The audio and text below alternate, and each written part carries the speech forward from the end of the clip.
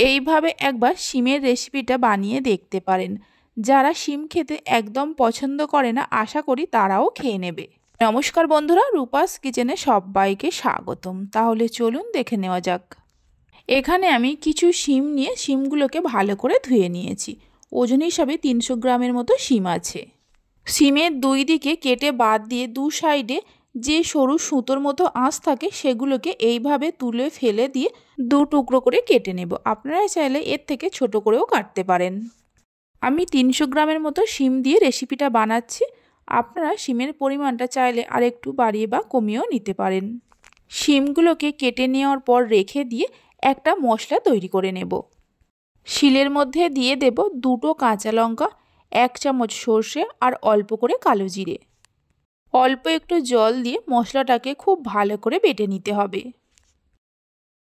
মশলা বেটে নেওয়ার পর একটা বাটির মধ্যে তুলে রেখে দেব। এবার গ্যাসের ওপর একটা কড়া বসিয়ে কড়ার মধ্যে দিয়ে দেব 2 চামচের মতো সর্ষের তেল।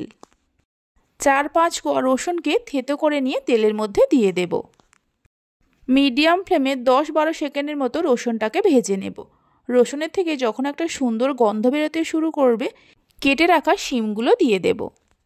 শিমগুলো দেওয়ার পর রসুনের সঙ্গে মিনিট 4-5 সময় ধরে ভেজে নিতে হবে। শিমের এই রেসিপিটা গরম ভাতের সঙ্গে খেতে অসাধারণ লাগে। একবার হলেও বানিয়ে দেখতে পারেন। বাড়িতে বানালে খেয়ে আপনাদের কেমন লাগলো অবশ্যই আমাকে কমেন্ট করে জানাবেন। শিমগুলোকে ভেজে নেওয়ার পর এর মধ্যে দিয়ে দেব স্বাদ মতো নুন, অল্প করে হলুদের গুঁড়ো, সামান্য চিনি দিয়ে দেব আর যে মশলাটা শিলে বেটে নিয়েছিলাম দিয়ে দেব। মশলাগুলোকে শিমের সঙ্গে খুব ভালো করে মিশিয়ে নেওয়ার পর মশলার বাটি ধুয়ে অল্প করে জল দিয়ে দেব। তবে খুব বেশি জল এতে দিতে যাবেন না। জলটা দেওয়ার পর মিশিয়ে নিয়ে গ্যাসের ফ্লেমটা একদম লোতে করে ঢাকা দিয়ে কিছুক্ষণ রান্না করে নেব। প্রায় 7 থেকে 8 মিনিট সময় ধরে লো ফ্লেমে রান্না করে নেওয়ার পর ঢাকা খুলে একটু নাড়াচাড়া করে নেব আর দেখে নেব শিমগুলো সেদ্ধ হয়েছে কিনা।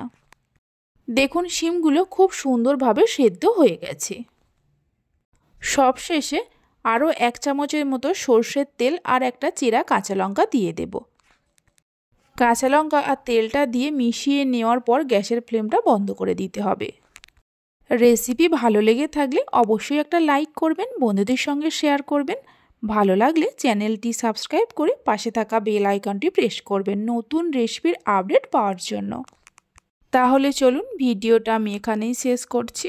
আপনারা সবাই ভালো থাকবেন, সুস্থ থাকবেন। ধন্যবাদ।